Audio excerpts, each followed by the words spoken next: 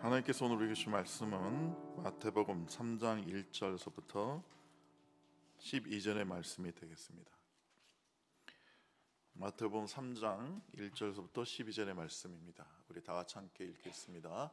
그때 세례 요한이 이르러 유대 강야에서 전파하여 말하되 회개하라 천국이 가까이 왔느니라 하였으니 그는 선지자 이사야를 통하여 말씀하신 자라. 일러스되 강야에 외치는 자의 소리가 있어 이르되 너희는 주의 길을 예비하라 그가 오실 길을 곧게 하라 하였느니라. 이 요한은 낙타털 옷을 입고 허리에 가죽띠를 띠고 음식은 메뚜기와 석청이었더라. 이때 예루살렘과 온 유다와 요단강 사방에서 다 그에게 나와 자기들의 죄를 자복하고 요단강에서 그에게 세례를 받더니 요한이 많은 바리새인과 사두개인이 세례 베푼데 오는 것을 보고 이르되 독사의 자식들아 누가 너희를 가리켜 임박한 진노를 피하려 하더냐. 그럼 회개에 합당한 열매를 맺고 소고 아브라함이 우리 조상이라고 생각하지 말라. 내가 너에게 이르노니 하나님이 능히 이 돌들로도 아브라함의 자손이 되게 하시리라. 이미 도끼와 나무 뿌리에 놓였으니 좋은 열매를 맺지 아니하는 나무마다 찍혀 불에 던져지리라. 나는 너희로 회개하게 하기 위하여 물로 세를 베푸거니와 내 뒤에 오신 이는 나보다 능력이 많으시니 나는 그의 신을 들기도 감당하지 못하겠노라. 그는 성령과 불로 너에게 세를 베푸실 것이요 손에 키를 들고 자기의 타작마당을 정하게 하사 알고 모아 곳간에 들이고 쭉정이는 꺼지지 않는 불에 태우리시리라. 아멘. 자, 오늘 저는 세례 요한의 삶과 메시지라는 제목으로 말씀을 나누기 원합니다. 요한의 이름의 뜻은 주님의 은혜는 크시다 라는 뜻입니다. 근데 왜 그 앞에 세례자가 붙었을까요? 특별히 우리 요한을 가리켜서 세례 요한이라고 부릅니다. 그 당시에 세례 베푸던 사람이 많이 있었거든요. 요한만 세례를 베푼 게 아니에요. 근데 이 요한에게 세례 요한이라는 이름이 붙인 것은 제 생각에는 그 예수님께 세례를 베풀었기 때문에 세례 요한이라고 붙은 거예요. 그러니까 예수님과 관계된 것은 다 기억하고 기념해야 되니까요. 자, 세례 요한은 아론의 반차를 쫓아난 제사장 사갈의 아들로 태어났습니다. 그러니까 그 제사장 아론의 지파는 대대로 그냥 제사장이에요. 태어나면 그냥 제사장이 되는 거예요. 그래서 요한도 그 제사장 가문에서 태어났기 때문에 제사장으로서 삶을 살 수가 있었습니다. 근데 요한은 제사장직을 행하지 않았죠. 그는 태어나서 30년 동안 강야에서 보냈습니다. 누가복음 1장 8절을 보면요, 아마 쿰란 공동체에서 함께 신앙생활을 했을지도 모릅니다. 여러분, 그 당시 쿰란 공동체는요 에스네파라고도 하는데 그 사해 근처에는 동굴이 많아요. 그 동굴에서 이제 살는데 완전히 세상과 분리된 채 사는 거죠. 그래서 남자들만 모여 사는데 평생 독신으로 지냅니다. 아주 금욕적인 삶을 살았어요. 열심히 노동도 하고 그랬지만 그렇게 주로 모여가지고 기도하고 또 말씀을 상고하고, 특별히 이분들은 정결하기 위해서 세례의식을 일생에 딱 한 번만 하면 되는데 이분들은 계속 세례를 반복적으로 했어요. 그래서 매일 목욕을 하고 그런 흰옷을 입었습니다. 자, 그런 쿰란 공동체에서 생활을 하다가 누가복음 3장 1절에 보면 주 한 28년경에, 그러니까 30년경에 세상에 나와서 사역을 시작합니다. 그럼 말라기 선지자, 구약의 마지막 선지자 말라기 선지자 이후 400년 동안 이스라엘에는 선지자가 없었습니다. 말라기 이후로, 그러니까 세례 요한이 마지막 구약의 선지자라고 할 수 있는 거죠. 400년 동안이나 계시의 말씀이 없었습니다. 그래서 이스라엘은 그 400년 동안 역사도 없어요.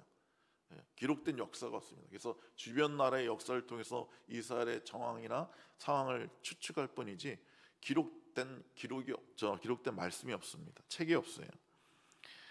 그래서 정치적으로는 로마의 지배하에 있었기 때문에 굉장히 피폐하고 어려웠고, 경제적으로 사회적으로도 너무너무 힘들었습니다. 그리고 종교는 극단적인 형식계에 빠져서 경건의 모양은 있으나 경건의 능력은 없는 그런 상황이었습니다. 그때 주님은 세례 요한을 보내셨고 예수님께서 직접 이 땅에 오신 것이에요. 가장 지륵같이 영적으로 어두울 때 주님은 오신 것입니다.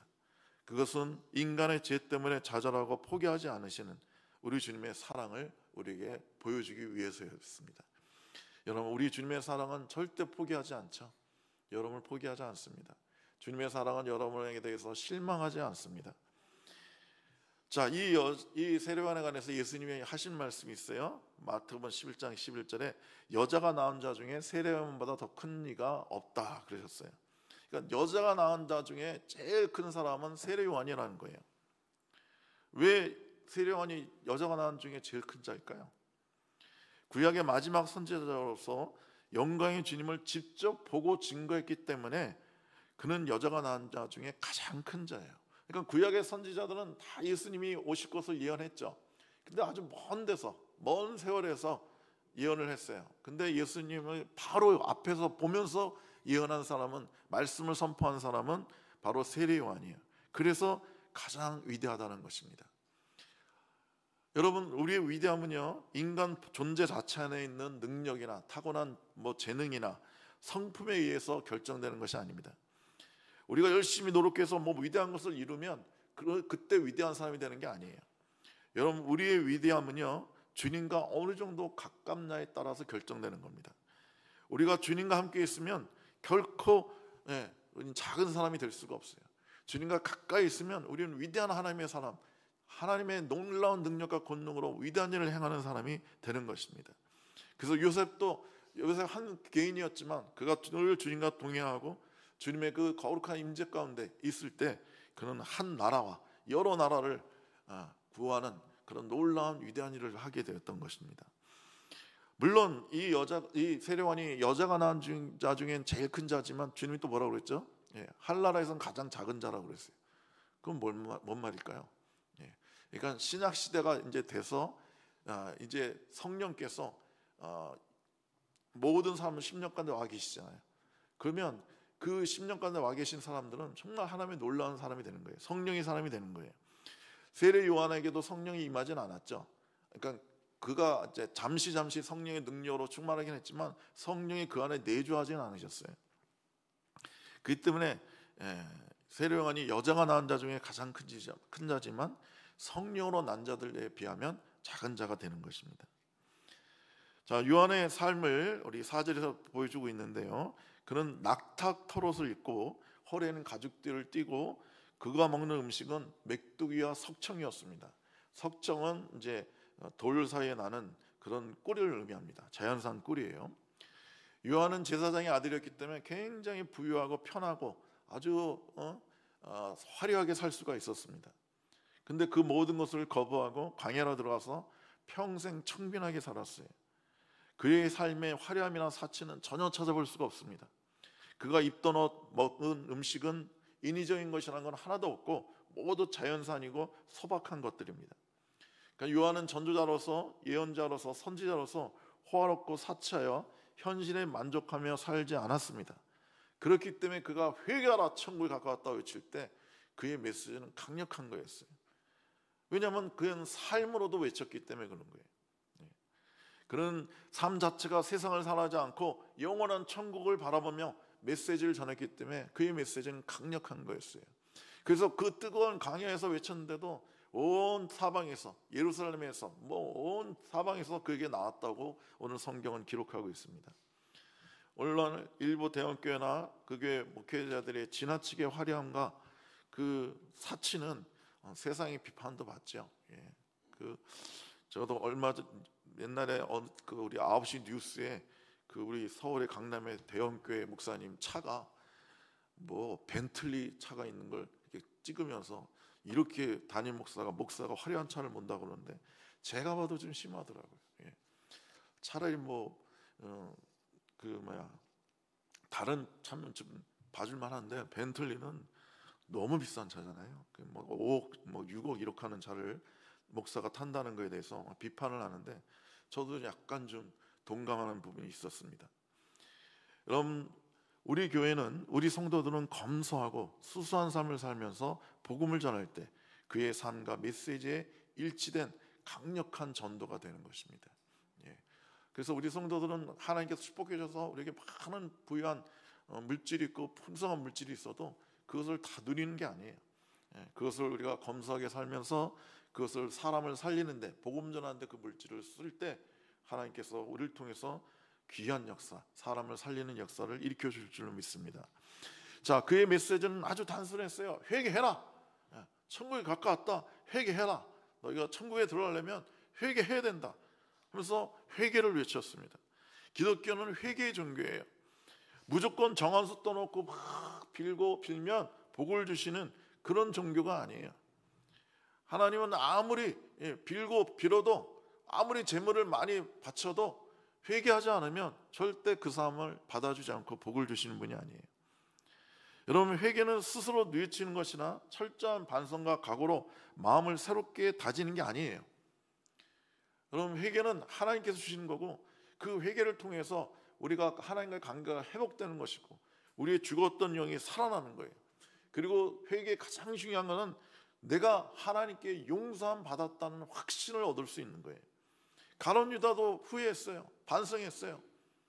자기가 예수님을 판 것을 너무너무 후회하고 반성했어요. 근데 그는 그냥 자살해 죽었죠. 왜냐하면 회개를 하지 않았기 때문이에요.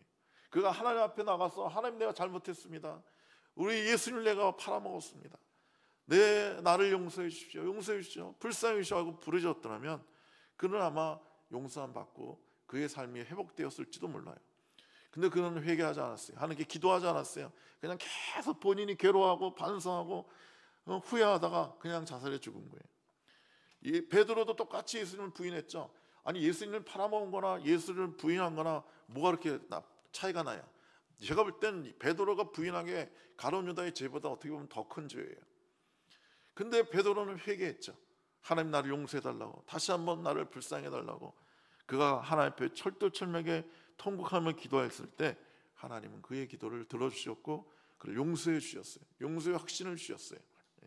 그래서 그는 위대하게 사도로서 그의 삶을 계속 이어갈 수가 있었습니다. 여러분, 회개하는 변화를 전제합니다. 변화가 없다면 회개한 게 아니에요. 진정으로 회개했다면 그의 삶은 변화되게 되어 있어요. 회개란 하나님의 생명이 회개한 영혼 속에 임재하는 것이에요. 성령이 우리 그 영혼 가운데 와서 자정하시는 거예요. 사람이 자의 법을 따라 자기 힘으로 살던 사람이 주님의 생명의 능력이 그 사람을 휘어잡아서 생명의 성령의 법으로 따라 살게 되면 주님의 능력에 의해서 그의 삶은 변화되게 되어 있습니다. 급격하게 변화되어 있어요.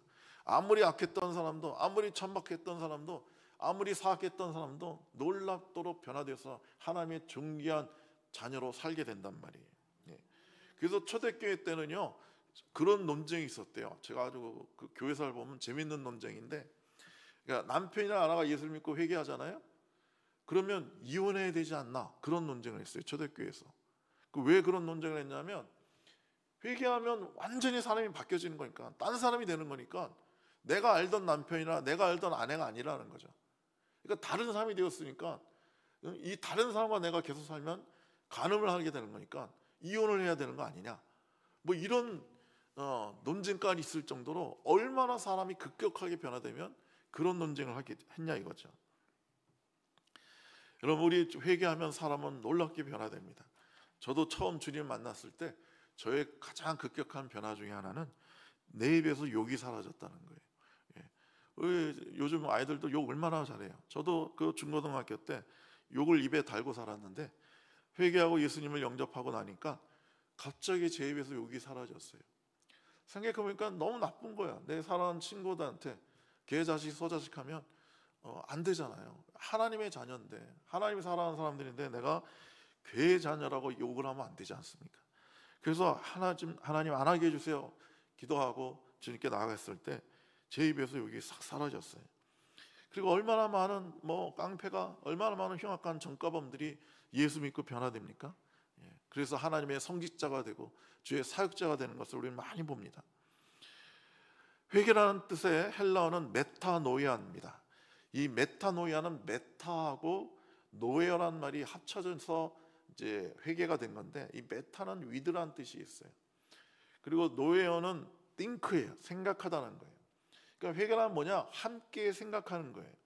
그러니까 전에는 내 마음대로 생각하고 내 개인이 생각해서 인생을 살아왔지만 이제는 하나님과 함께 생각한다는 거예요.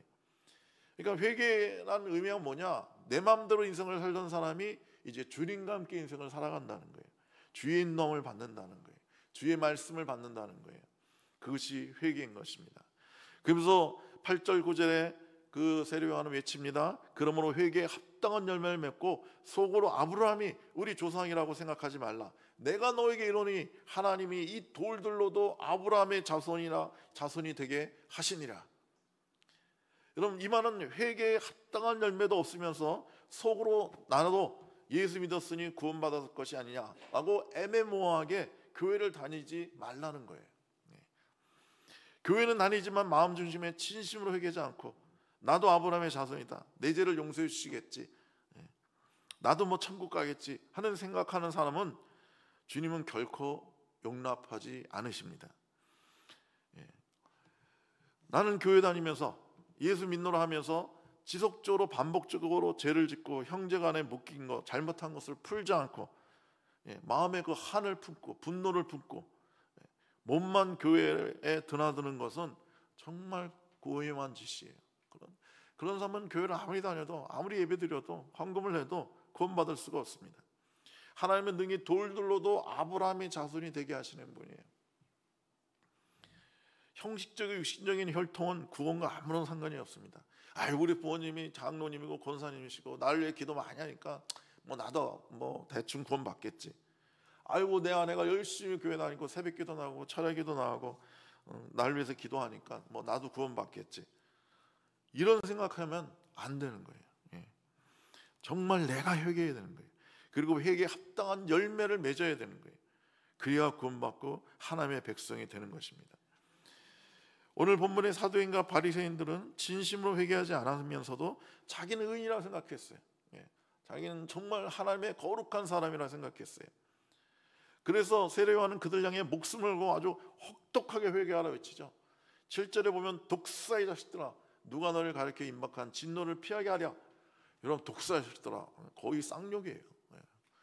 아주 너무너무 심한 욕입니다. 오늘날 우리가 뭐 개자식 소자식 하는 것처럼 독사의 자식이라는 게 얼마나 심한 욕이에요. 그렇게 강력하게 그들을 책망한 겁니다.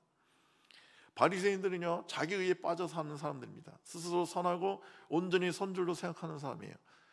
뭐 겉으봐서는 그래요. 왜냐하면 성경을, 구약 말씀을, 특히 모세형을 달달 외우고요, 일주일에 이틀을 금식합니다. 철두철미하게 11조를 합니다. 안식일을 지킵니다. 그러니까 겉으로 봐서는 율법을 다 지키는 것 같아요. 그러니까 그들은 스스로 자기를 의인이라고 생각했습니다. 근데 그 안에 하나님의 진정한 생명, 진정한 사랑, 능력은 없었어요. 그들에게는 용서도 없었고 따뜻함도 없었고 겸손도 없었어요. 늘 차가웠고 죄인을 무시하고 경멸했습니다. 그들을 사랑으로 안지 않았습니다. 그들에게는 겸손함이란 찾아볼 수가 없었어요. 단지 종교의 형식적인 행위만을 지키면서 자기는 남보다 의롭다고 생각하는 그런 사람들이었어요. 사두개인들은요, 영과 부활과 천국과 지옥을 믿지 않는 사람들이에요. 그래서 그들은 뭐 그 당시의 그 제사장 중에 그 사두개인이 많았어요. 그들은 종교 형식은 가지고 있어도 결국은 이 세상이 전부라고 믿는 사람이에요. 그러니까 죽으면 천국 가고 지옥 가고 이런 거 없다는 거예요. 영도 없고 천사도 없다는 거예요. 그래서 이 사람들에게는 이 세상이 전부기 때문에 어떻게든지 이 세상에서 성공해야겠죠. 어떻게든지 이 세상에서 잘 먹고 잘 살아야겠죠. 그래서 막 그 왕권이라고 어느 정권이라든 정권과 막 야합하고 그래야 자들이 잘 먹고 잘 살 수 있으니까. 여러분, 그들에게 세례요한은 외칩니다. 회개하라고. 천국이 있다고. 천국에 가까웠다고. 그러니까 사도들에게 얘기하는 거예요. 천국이 왜 없냐? 천국이 있다. 너희가 회개하지 않으면 너희들은 심판받고 지옥에 떨어진다. 그렇게 외치는 겁니다. 그들에게 오늘 7절을 보면 사두개인과 바리새인이 왔어요. 세례받으러 온 게 아니에요. 겸손하게 세례요한한테 무릎 꿇고 기도받으려고 온 게 아니에요. 어떻게든지 세례요한이 뭐 사람들이 막 몰려가 인기를 끄니까 저 세례요한이 어떤 사람인가, 그리고 어떻게 하든지 책을 잡아서 그 비난하려고 비판하려고 그래서 온 사람들이에요. 6절에 수많은 사람들이 자기 죄를 자복하고 요단강에서 세례를 받더니라고 되어 있어요. 남의 죄를 지적하고 비난하는 사람들이 아니라 자기 죄를 겸손히 자백하고 회개하는 사람들이 하나님의 은총의 자녀들이 되는 거예요. 그러나 바리새인과 사두개인들은 스스로는 죄가 없고 의인이라고 생각했을 뿐만 아니라 세례 요한의 약점을 살려고 그랬어요. 다른 사람들이 죄인이라고 그랬어요. 그래서 가는 중에 붙잡힌 여자도 그 여자를 돌로 쳐 죽이려고 했어요. 그러니까 저 여자를 말씀대로 율법대로 심판해야 된다는 거예요. 근데 주님 말씀하셨죠. 너희 중에 죄 없는 자가 먼저 돌로 치라. 율법을 너에게 적용하라는 거예요. 우리는 자기 죄를 자복해야 됩니다. 내 죄를 자복하고 하나님 나를 불쌍해 달라고 외칠 때 주님이 우리를 받아주시고 하나님의 거룩한 백성이 되는 것입니다. 세례 요한의 메시지는 급박함이 담겨 있습니다. 누가 너희를 가리켜 임박한 진노를 피하라. 그러니까 진노가 임박했다는 거예요. 그래서 아주 무슨 말 하죠. 도끼가 나무 뿌리에 놓였으니 좋은 열매를 맺지 않은 나마다 찍혀 불에 던져지리라. 회개 열매를 빨리 맺지 않으면, 지금 맺지 않으면 도끼로 그냥 찍어서 영원한 불에 던져진다 이거예요.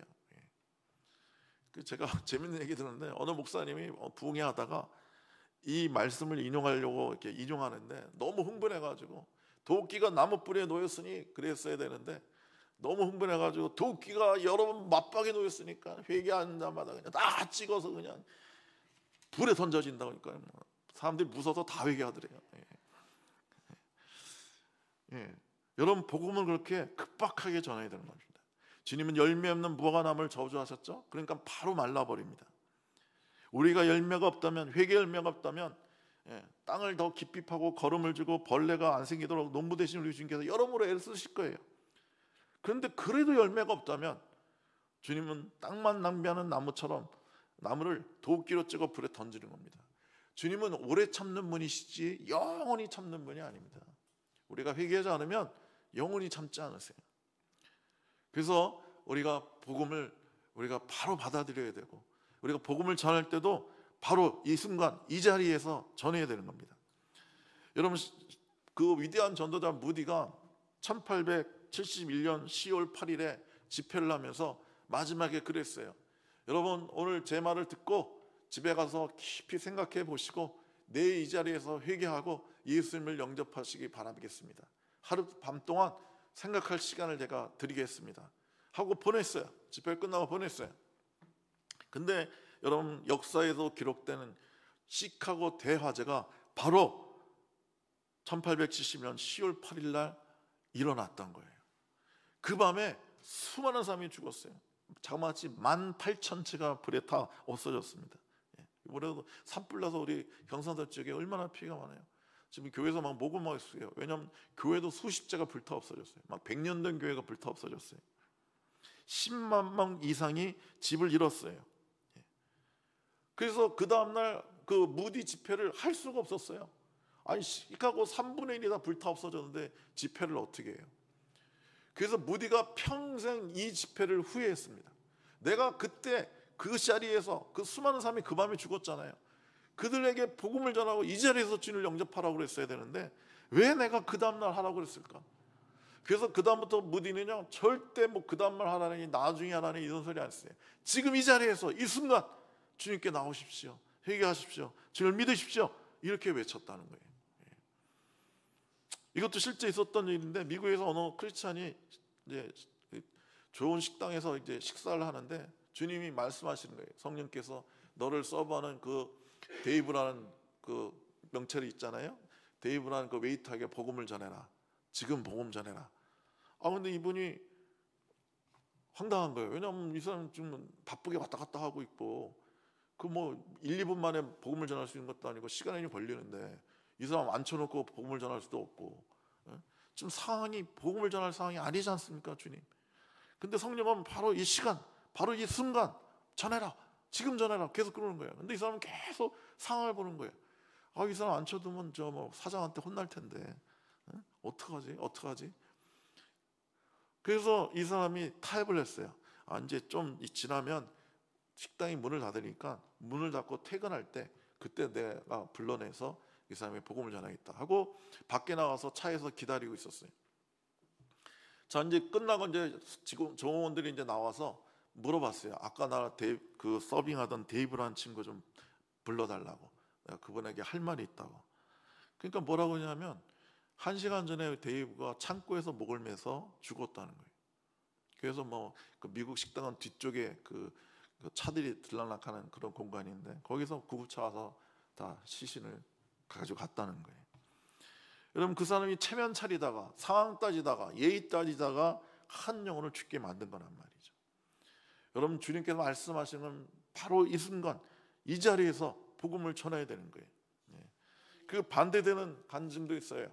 어떤 경건한 크리스찬이 이게 지나가는데 갑자기 주님이 스트립 쇼 하는 데를 들어가라고 그러시더래요. 아유, 제가 여기 어떻게 합니까 이거? 나는 크리스찬이고 사람 누가 보면 어떡합니까? 여자들 옷 벗고 아주 음란하게 공연하는 그런 데를 어떻게 들어가요, 크리스찬이? 주님 이런 데를 어떻게 들어갑니까 내가? 그랬더니 계속 들어가라는 거예요. 그 누가 보면 어떡합니까? 들어가라.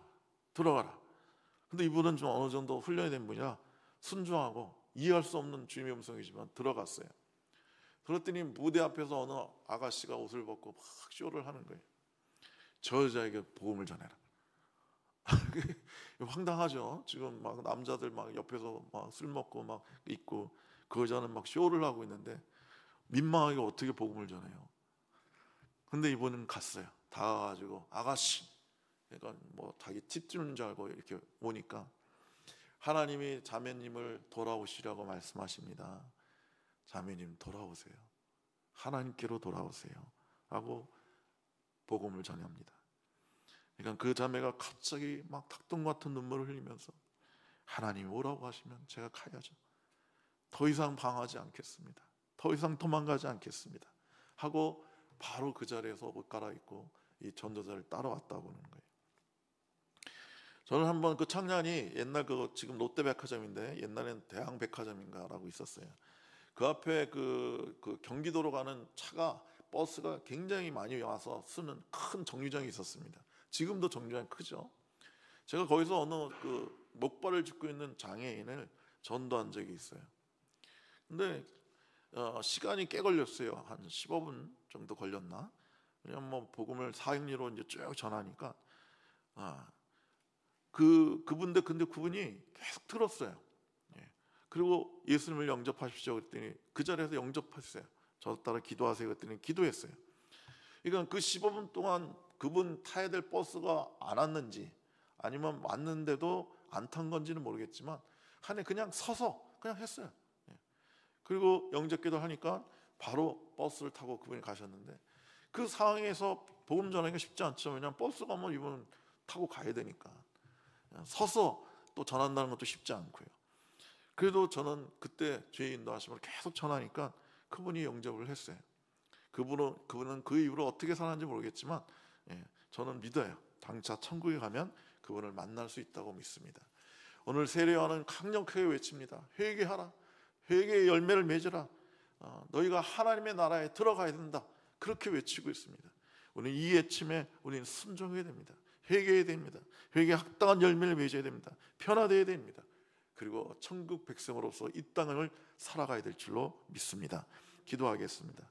좋으신 우리 하나님 아버지, 우리에게 복음을 전달해 주시고 주님을 알게 해주시니 감사합니다. 우리에게 회개의 영을 보내셔서 우리가 우리의 죄를 자복하고 용서의 확신을 얻고 하나님의 놀라운 성령의 능력으로 살게 해주시니 감사합니다. 우리에게 천국을 주시고 천국 백성으로 살게 해주시니 감사합니다. 우리도 우리 주 예수 그리스도의 이 놀라운 복음을 우리가 언제 어디서나 상황을 따지지 않고 예의를 따지지 않고 지금 이 자리에서 이 순간 영접하라고 복음을 외치는 주님의 종들이 되게 하여 주시옵소서. 예수님의 이름으로 기도드리옵나이다. 아멘.